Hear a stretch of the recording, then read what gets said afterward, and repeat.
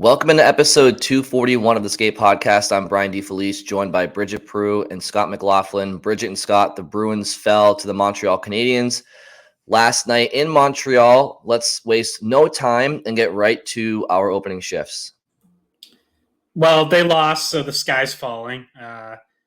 Obviously, Bostonians, fans, and analysts alike looking for negatives. And I thought seems like the Heat kind of got turned up on two players in particular who offensively, stat-wise, are way off from where they were last year, and that's Jake DeBrusk and Lindholm.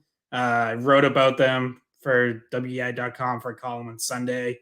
Trying to dive into, how they're doing and how much of this is bad play versus bad luck versus situational changes.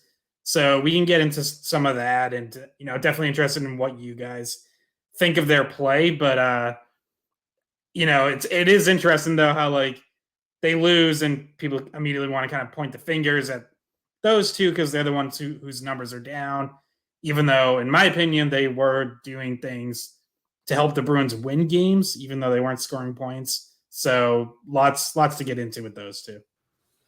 Yes. And Scott, is that what you got into on Twitter? I missed your Twitter rant.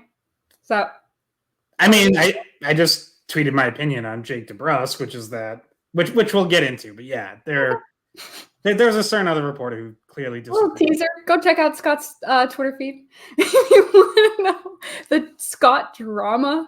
As Wes McCauley would say, Scott McLaughlin got 5 minutes for fighting. All right, so on Twitter. We'll get back around to Scott's Twitter fight about Jake DeBrusk and Lindholm. My opening shift has to do with the defensive pairing of McAvoy and Lohrei because we hadn't seen them together yet. McAvoy coming back for the first game after being suspended. And just first thoughts on the Lohrei McAvoy pairing. It's not as smooth a pairing as McAvoy with Grzelcyk, but obviously Grzelcyk's still out for a while, so you have to throw someone there. You want to keep Carlo and Lindholm together. No Shattenkirk in today's game either, so Forbort Mitchell, the bottom pairing. And though I didn't think it was the smoothest looking pair yet, I think that there's a lot that they could do together if they get on the same page. McAvoy, I thought, had some really moments where he offensively was showing off his skill set. Lohrei just needs to figure out a way to play with him a little bit better. I didn't think they were a bad pair. It was our first look at them, so I want to get you guys' opinion about it after Brian gives his opening shift. Yeah, we will definitely do that. For me, obviously, we touched on it a little bit at the end of last episode. We couldn't really think of any Bruins who were down, so I kind of just, I don't know, I reached into my back pocket and was like, you know what, the Montreal Canadiens are down.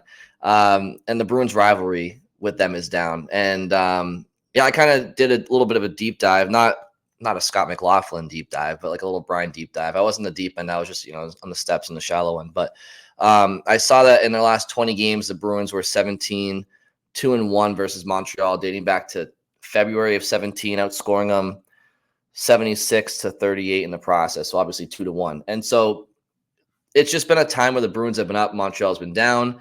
And you felt it. Combine that with COVID, pandemic in the middle, different division alignments here and there, and it just hasn't felt like they've had, obviously, the rivalry that we all know and love. So I think that, obviously, last night was a good step in the right direction again. There was some questionable officiating. The Montreal crowd was olaying again for the first time against Boston in what felt like 10 years. So, and obviously Montreal gets the win in overtime. So, we'll dive into where we think the temperature check is on this rivalry. Yeah, I mean, if we want to start there, clearly there was a little bit of juice and things kind of reached a boiling point when, Gallagher kind of went in hard on Swayman, and Swayman goes back at Gallagher and tries ripping his helmet off. Gallagher does rip Swayman's helmet off. Swayman stands up and throws his arms out, looking down at Sam Montembeault at the other end of the ice. Hey, if you want to go, come down here or whatever. But Obviously, nothing boiled over too much. Like there wasn't like a line brawl or anything like that. But yeah, there did seem to be a little juice there. And for, first matchup of the season, that's encouraging. Gives you some reason to hope that future meetings this season will be a little testy. And that's a good thing. And we talked about how, Montreal is, I still don't think they're ready like to be a playoff team again, but they're clearly finally like on an upward trajectory and working their way back, where for a few years, they've really just been down, and it's been hard to see like how they get back. Other than what's crazy about like this time frame you're talking about, Brian, is that the Canadiens did make a run to the Stanley Cup final in the middle of all that. That is true. It was just the year that they didn't play the Bruins at all because of the COVID, reshuffling of all the divisions and all that stuff. So it's like, in terms of the rivalry, it's like that year didn't even happen or mean anything at all. So, but yeah, good start. I mean, if there's a goalie fight, then the rivalry is officially renewed. Like if that ended up with Swayman fighting Montembeault, then that you could have just called it. Yep, it's back. And Swayman seemed to want it. I think Swayman wants to have like all of the goalie experiences, like a bucket list for his NHL career. Like he wants to have a goal like Ullmark did last year. He wants to have a goalie fight. There's a few things that he's got on there, and he was like, saw his opportunity. He's like, maybe today's the day, guys. But I will say, please wait till me and Scott are there. We didn't make the trip to Montreal this time. Maybe we'll make it in March. Just wait till we're there. Okay. I did think that was kind of late in the third period. There was also another scrum a little bit after that in front of the Montreal net that had a lot of juice to it. There was some Montreal players laying massive checks. Mason Lohrei took a huge check by Pizzetta, and it was kind of one of those things where it was like, okay, in the NHL, you can't just watch your pass. Like you have to turn and look and expect in the corner someone's coming in, especially someone like Pizzetta, coming in hard on you like that. So he kind of learned a lesson there. There was a lot of physicality, but I do think that Montreal won that battle. I didn't see the Bruins playing as physical as the Canadiens, so they had a little bit of an edge there, I thought. And usually you would expect the Bruins to have that edge. Over the past few years, they have. Yeah, I think I would say you're right, Bridget, but also I wouldn't say the Bruins have been an overly physical team the last handful of years. I'm not saying they're any less physical than most teams, but maybe it's the way the league's changing. I don't know, but the big bad Bruins aren't really who we watch anymore. It hasn't been for a while. I more just meant in that rivalry, like in that specific matchup between Bruins and Canadiens. The Bruins kind of, I mean, maybe I'm wrong. No. Specifically to that rivalry, you're absolutely right. Yeah, I think. I think Montreal has some boys that like to throw the weight around. You have Jack Eye and Pizzetta, like you mentioned. Gallagher gets in there. And obviously the Bruins have been without Milan Lucic, who's, he's their muscle and he's their tone setter physically, and I think he would have thrived in a game like that. And maybe he'll be in the lineup. I think they play Montreal again next week or the week after, right? Maybe he can help Bruins in that department this year. Obviously, going forward, I think Montreal has some players locked up longer term than the Bruins do with Lucic. So obviously the Bruins have Frederick, but it seems like it's a pretty balanced rivalry as it pertains to size and physicality, and maybe Montreal does have the edge right now, which is interesting to say. Yeah, it's the next game is 6 days from now. I think that November 18th at Boston. Yeah, Saturday. I would throw Slafkovsky in there as another guy who, especially Saturday, had a pretty physical game. Obviously he's a bigger player and sort of had a little bit of like that power forward trajectory when he was drafted number 1 overall. And, I'm not going to pretend I've watched like a ton of him the last year or so, but you do kind of wonder, like with someone who's like a number 1 pick, how does he use that size? And at least in this game, I thought he was pretty physical. So he's obviously someone who's who's going to be there a long time. Yeah, Brian, you're right that like Lucic is someone on the Bruins side who could really ramp it up and get involved, and he'd be another player who would be getting booed in Montreal like Marchand was, guys who actually do have a connection to the last time this rivalry was really heated. I also thought, maybe you had a couple guys on the Bruins who, because of specific situations, might not have been as physical as usual, like McAvoy, first game back from suspension. You figure he's going to play things a little cautious and not get himself worked up too much and risk like stepping up to the line or crossing it again. Jacob Lauko, we know he can be physical, but it's his first game back and he's wearing a full cage. Like, beyond just maybe him feeling things out in his first game back, guys wearing full cages also don't really mix things up because obviously you can't fight. And Lauko normally is someone who will stand up for himself and fight his own fights, but you can't do that in a cage. Like I think it's literally like an extra penalty if you try to fight with a cage. So some extenuating circumstances there too on the Bruins side.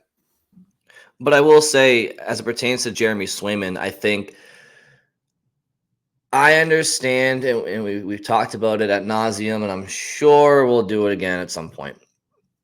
But I get right now for the Bruins, it's Ullmark and it's Swayman and it's Bonnie and Clyde, and they're the partnership right now. But I do think obviously Jeremy Swayman's the goalie of the future for the Bruins. He's the goalie of the present with Ullmark, but he's certainly the goalie of the future. And I just love his character. I think he exudes confidence. He has since he came up to Boston, and he owns the net. Like, he's playing like one of the best goalies in the world. He probably is legitimately one of the best goalies in the world. And of course, like you mentioned, he's just throwing down the gauntlet yesterday, just staring across the ice, challenging Montreal's goalie, kind of engaging Gallagher in the first place. Like, Swayman knew what he was doing. Like, Gallagher wasn't totally, in the wrong there. Like, Swayman was playing tummy sticks with him too a little bit. And then, you just watch Gallagher get in Swayman's face, and Swayman's just like acting like he's not even there, just staring straight through him still at Montembeault. So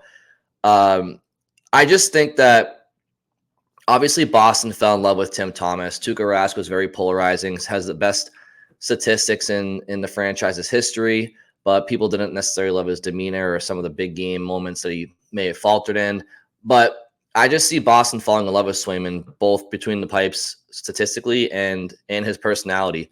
Now, if he ever has some severe struggles for a long period of time, I'm sure Boston fans will forget how much they love him right now.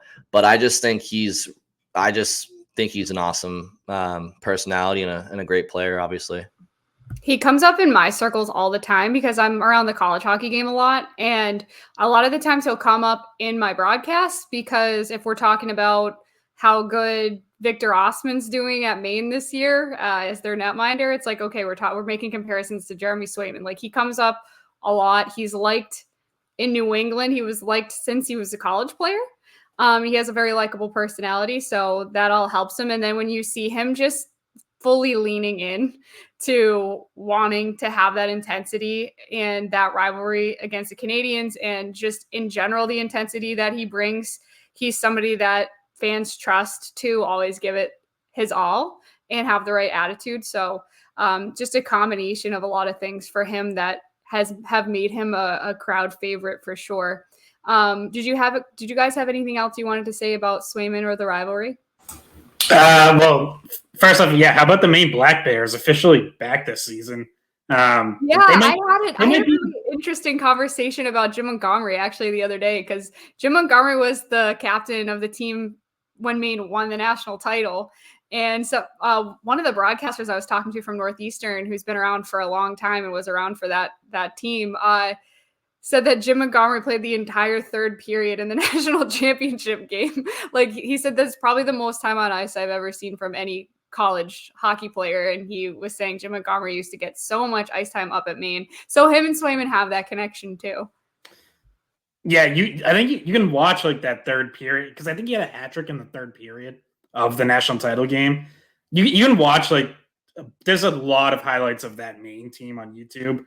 and it's just fun to watch them, like him and Paul Kariya. It's crazy. But anyways, yeah, on Swayman, like Brian, that's a good point too about how like he can kind of win without even really trying to, but just because of who he is, like win the PR war and like win over fans. Because I know you brought this up in the spring, and certainly other people did, but like sometimes the way Ullmark talks after a game, like or like especially after a loss, it does give off some of those Tuca vibes of like how much does he like he doesn't really seem bothered, and it's like sometimes you kind of want a goalie to seem bothered, and Swayman I think does like when he loses, even last night in overtime, it's like this is unacceptable, and we want to get 2 points every night, and to me personally, like I don't really care about that. I just think goalies are weird, and sometimes they say weird things and act weirdly.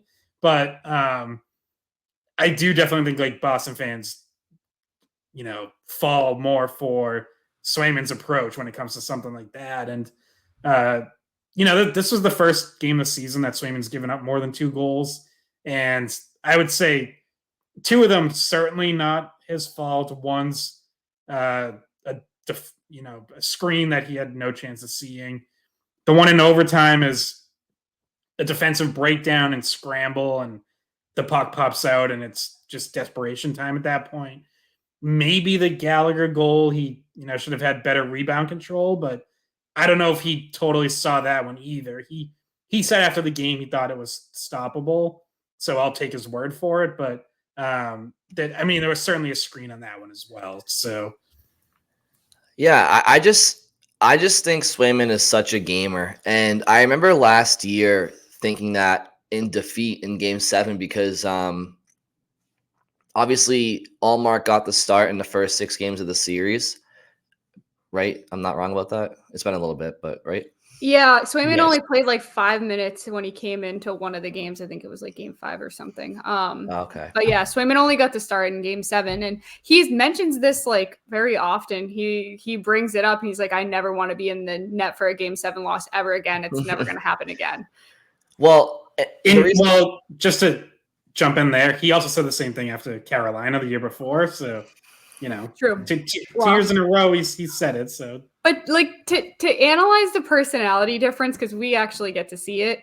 I think Ullmark just has no ability to turn off his sarcasm. Like he is sarcastic 100% of the time, and it just doesn't come across the same in a post-game interview when you lost, especially in the playoffs. So it's like there's a time and a place for it, but I'm not sure he necessarily has an off switch on the sarcasm. So then you get those kind of like dismissive, nonchalant answers that drive fans crazy. And that's just a result of his overall personality, I think, is very different. Well, I just remember last year, like after the Game 5 loss with the mishap between Grizzly behind the net, somebody asked him like how he was feeling, whatever, and he's just like, fine, thank you. Like he didn't know why they were asking, and he's trying to give off this perception that like he's unfazed regardless, but it's like, well, obviously you're pissed. You're just trying to play a game with the media. And I don't think he was. That's what I've actually thought back to that comment a lot, like ever since it happened, and I honestly like I've come to kind of like think maybe it's less that he was trying to be a pain in the ass and give like an annoying answer, and more that he just thinks it's funny. I don't know. Like, I don't know how you're making jokes in that moment. That it's like, yeah, I'm just gonna like make a joke and move on. Like some people, every time they're uncomfortable, they make a joke. That's a great time to make a joke. I mean, I didn't really think that. Like, I think he's just legitimately not bothered. Like, I think in his mind, it's that happened. There's nothing I can do about it. Like, I'm moving on, and so I'm not gonna dwell on it in my post game interview. I'm not gonna start throwing things around like that. Yeah, but there's also a way to go. There's also a way to say, I want to put it behind me. Like there's rather than fine, thanks, and like smile. Like, what I mean? There's a difference between the tone. I mean, if you think that he wasn't driving home that night, wanted to, drive through a brick wall, he was obviously fuming, but he didn't, but regardless, the all I wanted in that moment was, I made a mistake and we'll be better. But he just kind of like didn't even acknowledge it. But the reason I brought it up in the first place wasn't for the Ullmark reaction. It was because in that Game 7, it was a very difficult moment for Jeremy Swayman to come into a series, first game starting, Game 7. And yeah, the Bruins went down 2-0, but I don't know if you guys remember, and obviously you do because you were there, but that was probably some of the worst 40 minutes of hockey I've seen the Bruins play in years. They couldn't make it past.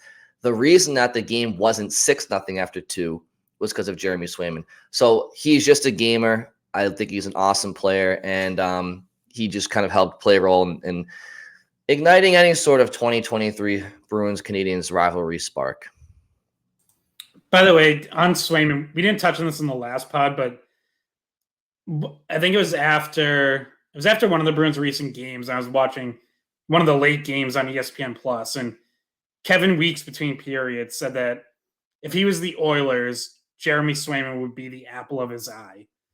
So he's trying to push this, obviously Butcher Gross started the Ullmark thing, and now Kevin Weeks is, in my mind, aiming even higher and thinks they should go after Swayman, to which I would say good luck. I can't imagine you going far with the Bruins on that unless you're putting Leon Draisaitl on the table in. I'm not going to say 1-for-1 because it would take more than that from the Bruins end, but much closer to, you can take Patra and the first round pick off the table if that's what you're talking about. Not to sidetrack and get into a whole other big trade discussion, but I just did think it was interesting to hear Kevin Weeks say that on, a national broadcast. He's trying to will it into existence for the Oilers, who now have a new head coach. So that's how bad the season has started out for them. Do you guys want to get to either my opening shift or Scott's? So Scott's was about DeBrusk, and mine was about the defense and specifically the McAvoy-Lohrei pair. Scott, do you want to tell us about your strong opinions about DeBrusk? Well, so like I said, so on DeBrusk, this started. Well, I don't want to say start because obviously DeBrusk has come under some criticism, from a lot of people this season because his point totals are way down. He has 1 goal, 4 assists in 14 games. But Kevin Paul Dupont of the Boston Globe tweeted during last night's game that those point totals are unacceptable.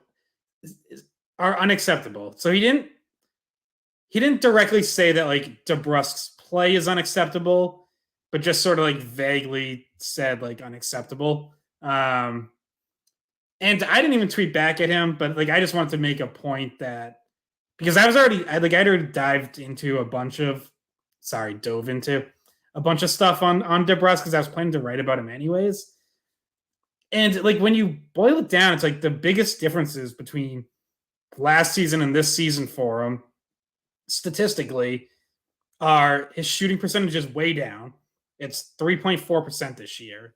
His career average is 12.6. And he's getting a lot less power play time, basically half of what he got last year, because he went from first unit to second unit. And obviously he's not playing on a line with Bergeron and Marchand and has been bouncing all around. So everything else for DeBrusk is pretty close to being in line with where he was last year in terms of 5-on-5 chances, scoring chances, high danger chances, all that stuff. He's actually at 5-on-5 assisting on goals at a higher rate. And I thought Saturday was another game where, he ends up with 1 shot on goal. So if you just look at the box score, you say, oh, he didn't do anything. All right, but he also hit a post, which isn't a shot on goal. And he sprung both David Pastrnak and Danton Heinen on odd man rushes that they couldn't finish. That could have easily been 2 assists. I thought the Bruins as a team struggled to create a lot of offense Saturday night. To me, he was one of the few guys doing it. So I guess my point is I'm just not overly concerned about DeBrusk because I do think he's still playing the right way. I think he's still doing good things. When he's on the ice, he has the best expected goals for percentage on the team, which is basically just a measurement of like how many good things versus how many bad things are happening when you're on the ice. And there are a lot more good things than bad things happening. He's +5 at 5-on-5. Like, I just think the goals are going to start coming because he's not going to shoot 3.4% for the season. Yep. And by the way, just to specifically talk about the Montreal game, I thought he had a really good game. I mean, he was setting up offense like you mentioned. That shot off the post was so close to going in, and that was a snipe. That was a nice wrist shot that you could just see. All right, those are the kind of plays you want him to be shooting, and he is. So I agree with you there. I thinking back on the entire season so far, there's very few times where I can think, oh, Jake wasn't trying hard or he wasn't, doing the right thing. Like, he has been doing a lot of the right things. And he's been moved around to have different line mates and different things like that. So the situation is different than it was last year for him, playing on the first line. So he's going to have different numbers than he had last year. A lot of guys had career years last year. They're not going to have that this year, more than likely, because of the way that the situation worked out with Bergeron and Krejci retiring and the team having, to make some tough decisions because of the cap. So different there. And I was scrolling through the Twitter and to find the contention here. And so basically your counter to aforementioned writer was that a lot of it is coming down to luck, and you wrote in your article all of the statistics that point to that, and I guess it's just a disagreement that it's actually him playing poorly versus things just not rolling his way. And I guess leave a comment on our YouTube if you agree with Scott or if you agree with said other reporter. You could use his name. It's not my feud, Scott. It's what is it? Who is it? Voldemort? Can't speak his name? Right. Okay. Yeah, his Death Eaters aren't going to attack the podcast if you say Kevin Paul Dupont. He doesn't have a trace on people using his name. It's okay. Well, what I'm trying to say is I'm an angel and I have no feuds on the 9th floor, but Scott, sometimes he's poking. I'm determined to change that by the end of the season. I'm getting Bridget. You're going to start a feud with me and someone? Okay. And I don't even have a 9th floor presence, so I don't care. I have no horse in the race. Every maybe twice a year, Bridget and Scott will look down. Scott will drop some popcorn from the 9th floor and it'll land on my head. But hey, Brian's at the game. And that's the only time you guys know I'm there. Yeah. No, I'm an angel. And also I don't get into feuds because I don't like Twitter and I don't use Twitter. So I keep myself out of trouble. Scotty's the troublemaker. Well, Bridget, what would the poll question be, or not poll question? What would the question be? The headline question be for commenters to know if they agree with Scott or not? Is Jake DeBrusk not obviously objectively he's underperforming production wise? So what's the question? Probably just are you worried about Jake DeBrusk, or do you think he's playing poorly, something like that? Okay, so with that said, I would ask you guys this, because Scott, what you're saying is essentially it's just a lot. He's doing all the right things. He's just doing everything but scoring, so the production's not there. Got it, right? It's a matter of time. My question to you and to Bridget would be, if this continues for X amount of time, would you then say, all right, the analytics might still be in his favor, but it is a results-driven business, and the fact of the matter is it's been too long of him just not producing the way he should. What's that milestone for you? If he's still severely underproducing, call it by January or something? Yeah, it's hard to answer because I think one of two things, what he's doing now, that's just not going to sustain that long. He's not going to get the chances he's getting and continue to shoot at such a low percentage. So I would say long before we get to January, either he gets going and shots start going in, or if this continues and he's doing the right things and he's getting chances and they're not going in, I think at some point, like, it affects other parts of his game. Like that, we've seen that with DeBrusk before. I have not seen that yet this season. But I also think that's almost natural for any player. If like a shooting slump lingers a month, 2 months, 3 months, like I think almost anyone starts pressing and has it affect other parts of their game. So I think it would come to a head before then, where it would be like something like he needs to be sat down or someone talks to him or whatever, because now he's letting the lack of point production affect his defense and his two-way game and his forecheck and the way he sets up teammates and his penalty killing. Like, I think it would start to affect that other stuff long before like mid-season. If it doesn't, then honestly, like, credit to him if he can keep doing all that stuff while still not getting points. But yeah, I mean, look, obviously part of his job is to score, and that does have to happen at some point. So yes, if it continues for like another month, then the conversation becomes tougher and it becomes harder to just dismiss it as bad luck, which I want to make clear, like I'm not totally dismissing it as bad luck. I think that's a big part of it, but I also think like moving around the lineup, not having Bergeron as a center, not being on the first power play, like I think all that stuff affects the production too. And it's not excuses, like it's just the reality of his situation. It's not as stable as it was last year, but it is on him to figure out how to produce despite that. So, like, yeah, he still has to do more. Like, I'm not totally letting him off the hook. I'm just saying, like, I think if he keeps doing what he's doing, even if he doesn't score 27 goals and 50 points again, he's going to put up more points than what he is right now.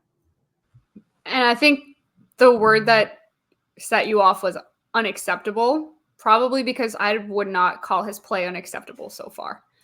It's not like, oh, this is ridiculous. Like, this isn't back when fans were, upset with him and he was kind of slumping in on the third line back when he had his trade request. Like, definitely different. Like, he definitely looks like he's trying, and I don't see him being kept off the board as much as he has been as things go forward if he's playing the way he does. So then, Scott, did you feel the same way about Lindholm as well? Well, just before we go to Lindholm, I just want to ask you guys quickly.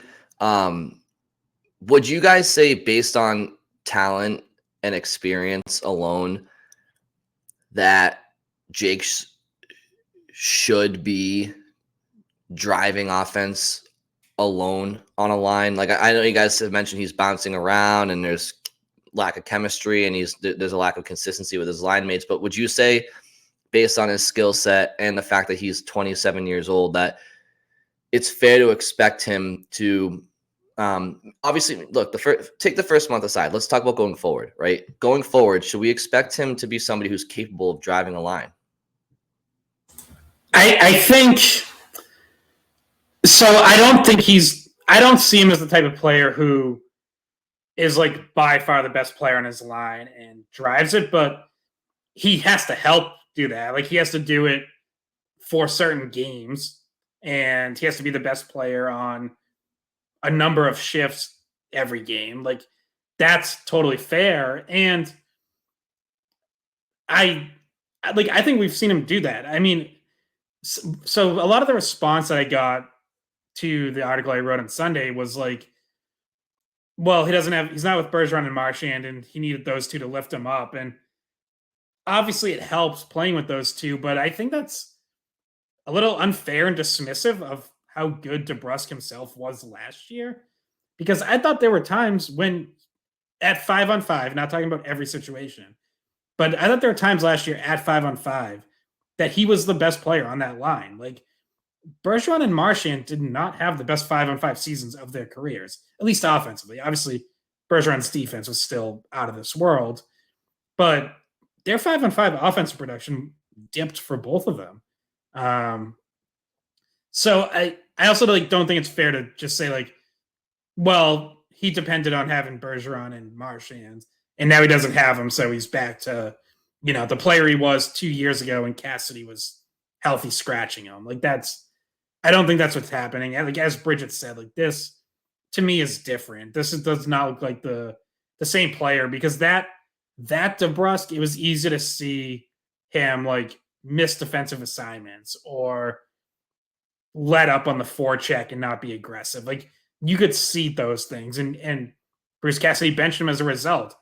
Jim Montgomery, not only is he not benching DeBrusk, he's giving him the 4th most minutes of any forward on the team. He played 19 and a half minutes Saturday night in Montreal. Like he's still getting a lot of ice time. So, if Montgomery thought he was playing poorly, that obviously wouldn't be happening. I agree. To not go on too long about this, just give your 2 cents on Twitter, #Team Scott. And if Scott had anything similar to say about Lindholm, I feel like the situation with Lindholm is different actually than the situation with DeBrusk. I think we have noticed differences between Lindholm's game last year and this year that would indicate a step back for Lindholm, whereas DeBrusk seems to, like, the eye test tells us DeBrusk is the same player he was last year. Lindholm, and Brian in particular has kind of keyed in at times. Don't give me that face, Brian. And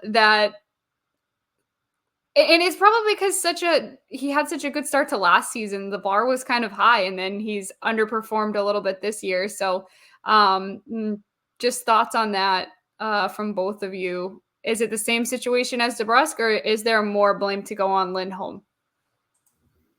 Yeah, I don't think it's I don't think it's really the same. And obviously the reason Lindholm kind of gets into the crosshairs after Saturday is he's probably, he's most at fault on the game-winning goal. Josh Anderson sort of just walks right around him one-on-one, which is a tough look because Josh Anderson is not the most skilled forward in the world. And that's, a player Lindholm should be able to defend one-on-one. With Lindholm, like, I think the eye test tells you this and the numbers back it up. Like, he is legitimately less involved offensively. It's not just a matter of luck. Like he's taking fewer shots, he's getting fewer scoring chances, and I think, like, most alarmingly, he's getting his shot through way less. NHL and Hockey Reference both track like shot through percentage, basically your percentage of shot attempts that end up on net. And last year was over 50%, around 53. He's over 50% for his career. This year he's at 36% of his shot attempts are getting through on goals. So that's obviously a problem. Like, not only are you taking away your chances of scoring a goal if you're not getting your shot through, but you're taking away your chances of getting an assist on a deflection, a rebound, making something happen. If your shot just misses the net, like, there's nothing anyone can do with it. So, also, when you're taking shots from the point, like, if your shot gets blocked right in front of you, you're losing that blue line battle, and you're going to have to be defending. Like, you're going right from offense to defense on a blocked shot that bounces back into the neutral zone, and you can end up, not saying that that's happened a lot, but that is one of the dangers of not getting your shot through from the point. Sorry, I was trying to pull up the game-winning goal to send to you guys, because it's alarming to me that Lindholm, who is, look, obviously last year, I don't think what do you finish, 4th in Norris voting? Obviously, I don't think he's that good of a defenseman in the league, right? I mean, he's not a top 5 defenseman in my opinion, or in the opinion of pretty much anybody. That said, when you're somebody who had a year like that and is capable of being would you call him a top 20 defenseman in the NHL when he's on his game? He should be, yeah. Okay. So if you have the potential to be a top 20 defenseman in the NHL, the best league in the world, why are you defending Josh Anderson one-on-one with two hands on your stick on the right side of your body and then on the left side of your body? It's literally you are taught from 5 years old from when you can skate. If you're playing defense, you keep your stick, one hand on, and you keep it dead straight between the forward's legs coming at you. You try to keep them in front of you, keep your chest square as much as you can until you have to start making a commitment one way or the other. I mean that I just have no idea what he was doing on that goal. Quite frankly, and I don't want to, assess his whole season so far on one play, right? But that play last night was unacceptable defense from a guy of his caliber. I have no idea what he was doing. And Scott mentioned Anderson's not like, trust me, he's not a very shifty skater.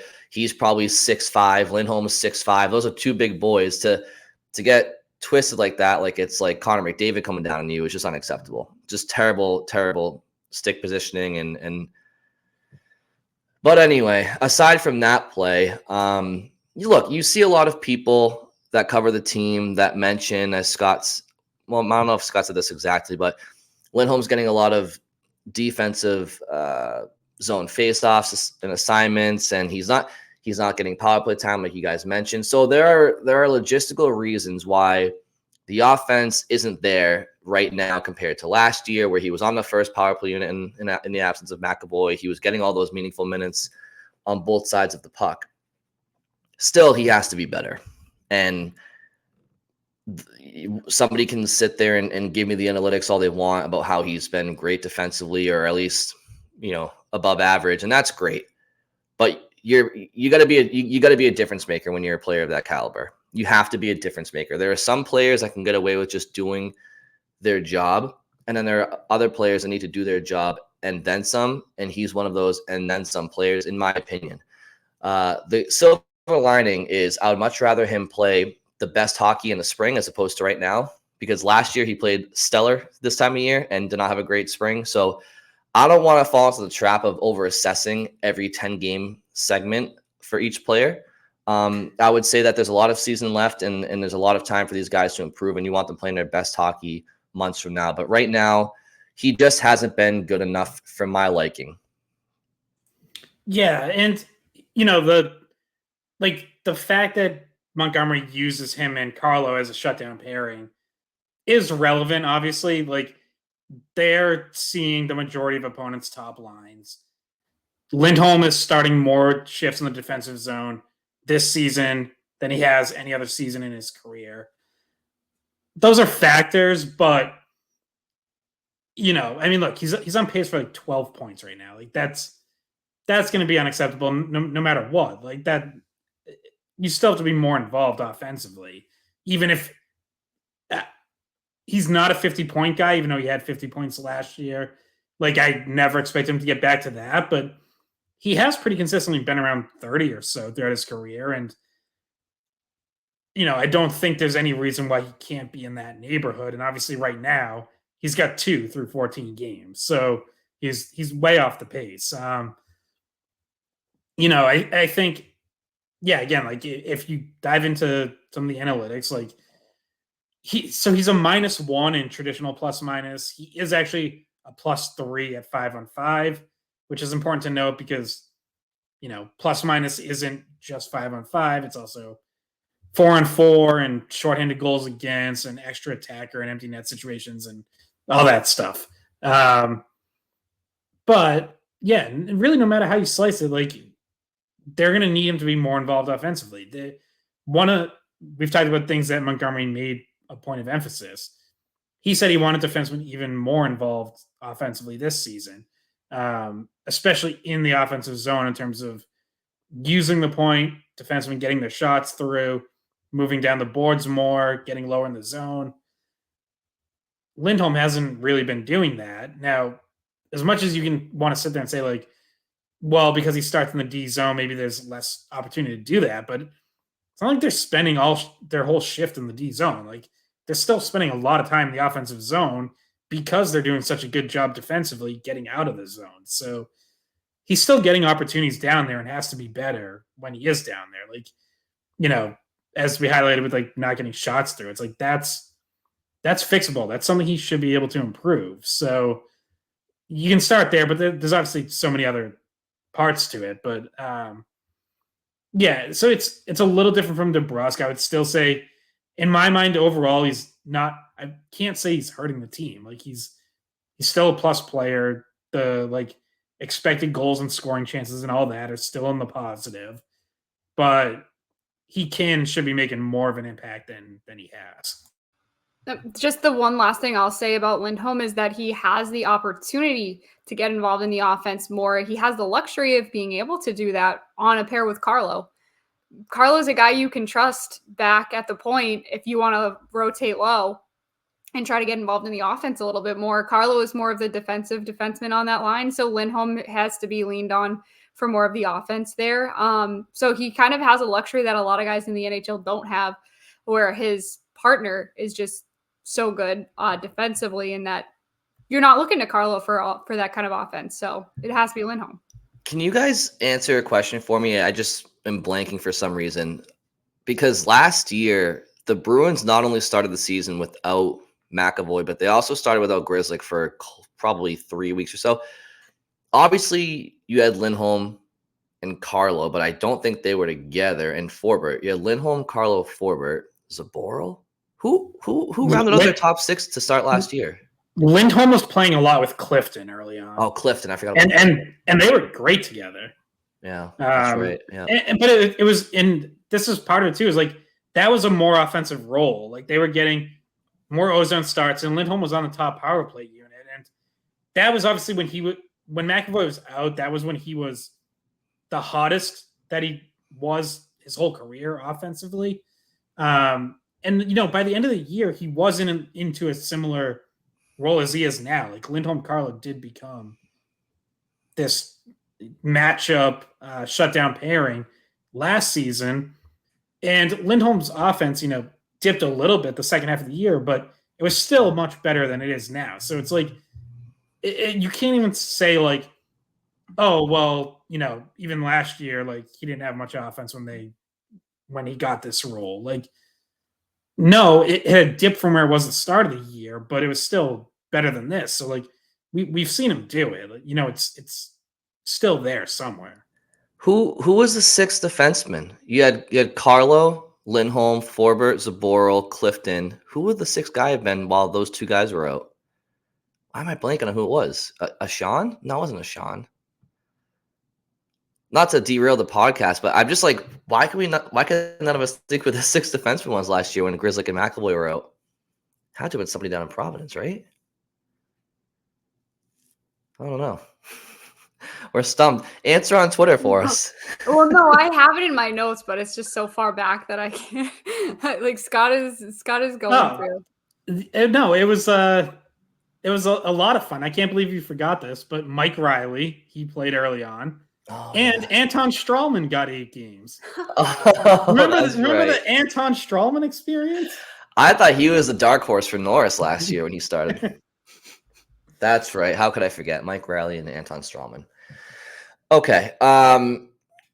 So speaking of defense, Bridget, let's circle all the way back to your opening shift and the Charlie McAvoy Mason Lohrei pairing. Yeah, I mean, we don't have a lot of time left for this, so it can be quick. The Charlie McAvoy Mason Lohrei pairing, which becomes your top pairing. You're putting your best defenseman with your youngest defenseman, and in theory, that should be a place where Lohrei can learn and grow.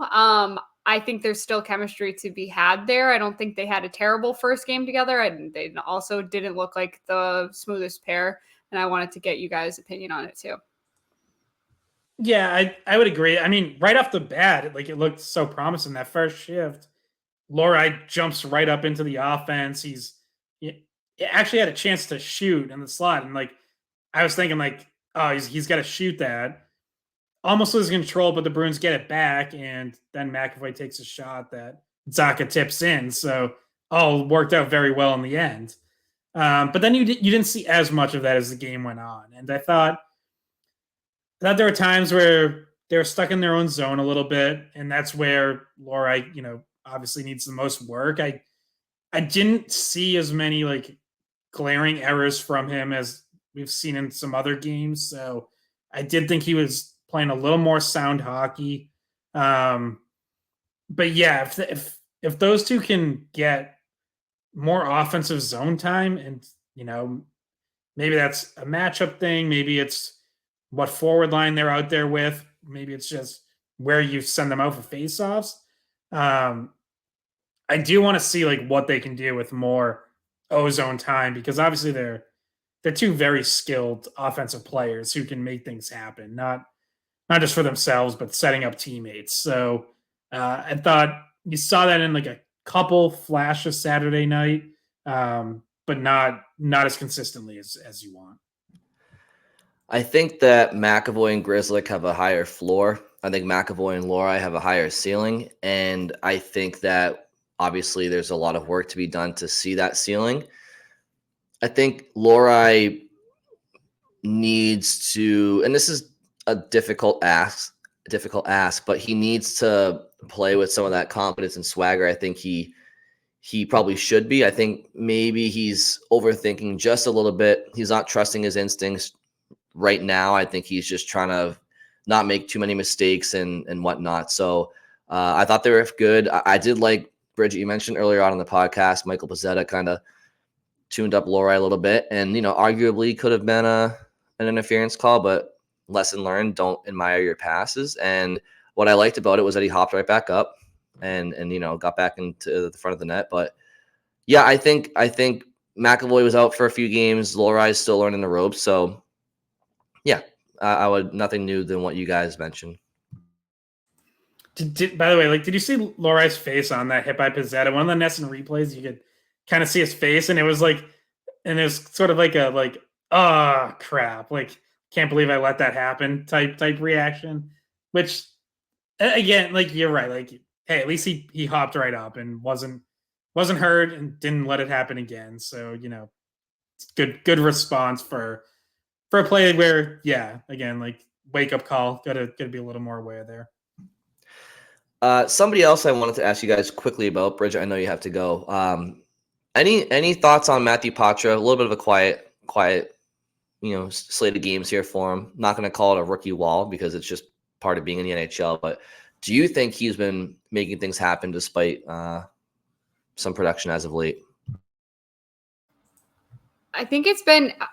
You notice times where he's making really smart plays, but you also kind of feel him going quiet a little bit. I think that he's getting played really tightly, and he is smaller. I don't want to say that's the main reason why. I think that also he's had, and I actually think this line has looked okay against Montreal with Heinen and DeBrusk. So we're still looking at guys that are starting to play together. I do think he's been quiet, like you said, Brian. What to attribute it to, I'm not 100% sure, but he still is making some plays. He recovers pretty well when pucks are turned over. He was on the ice for the overtime game-winning goal from Montreal, but I wouldn't say that was his fault. He was kind of caught defending after he had just switched onto the ice. It was kind of a weird line change. He hopped on the ice, and it was during a break the other way by Montreal. So, yeah, I guess your thoughts too. There's not been a lot to really talk about with him, negatively or positively, I would say. Yeah, I really liked that Heinen, Patra, DeBrusk line when they were first put together. I thought, thought they were really good, like, out of the gate when they first started. And then, yeah, Saturday was a little quieter again, not just for them, but for the whole team offensively. But I like giving that line like a longer run, because again, I see potential in Patra and DeBrusk sticking together like for a while, just because, especially if DeBrusk is playing right wing, it makes a lot of sense. It's like Zacha and Pasternak have chemistry. Okay, that's one center right wing combo. Coyle and Frederick have chemistry. That's another center right wing combo. If Patra and DeBrusk find chemistry, like, there you go. Now, like, you're pretty much set there, and you have three sort of pairs of centers and wings, that makes a lot of sense. And the underlying numbers when they've been together this season have been really encouraging. Like, just looking at it, they've played there's like a little over 60 minutes together, 62 minutes, 65.3% expected goals, and Bruins have outscored opponents 3-0. They haven't given up a goal when they've been on the ice together. So, there's encouraging signs there, and I hope they get a longer run and Montgomery doesn't go shaking everything up just because, Saturday night was a little quiet. The one thing I would just add is Montgomery said after the game that he thought his team looked tired and didn't have a lot of energy. And he said he didn't really think like that should have been the case. He didn't think their schedule was overly taxing, nor do I. But if that is an issue, all right, well, you have 2 days before your next game in Buffalo. Then you go Tuesday to Saturday without a game.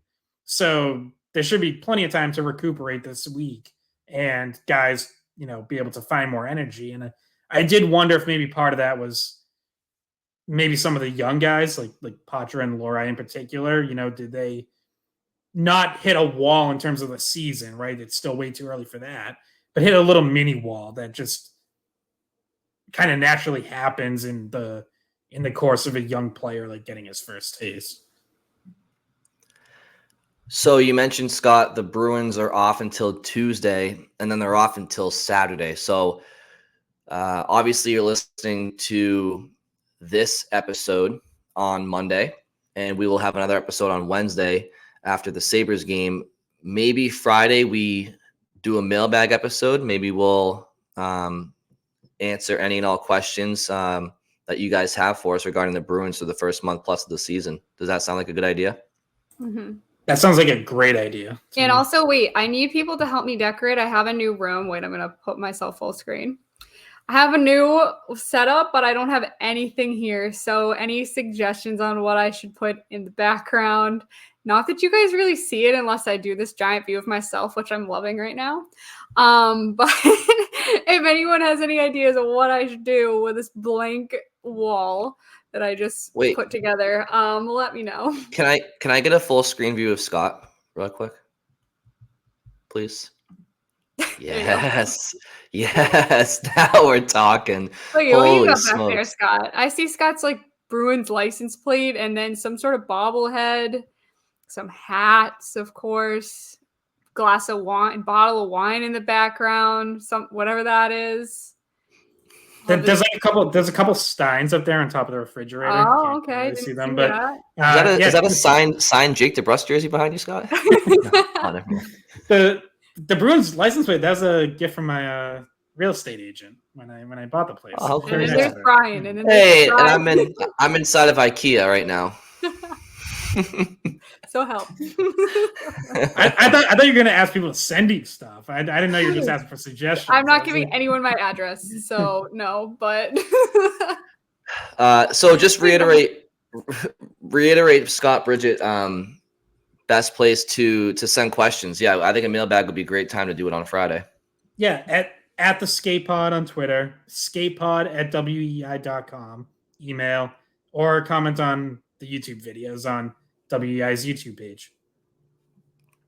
Awesome. All right, Bridget, Scott, unless you have anything else, this is probably a good time to wrap it up. So thank you all for listening. Have a wonderful work week, and we'll talk to you very soon. Hey, guys, thanks for watching the Skate Podcast. If you want to see more of our videos, visit our playlist. Not in front of a screen? You can listen to us on Spotify, Apple Podcasts, or wherever you get your podcasts. Don't forget to follow us on social media. And if you enjoyed this video, please don't forget to give us a thumbs up, subscribe to our channel, and leave a comment.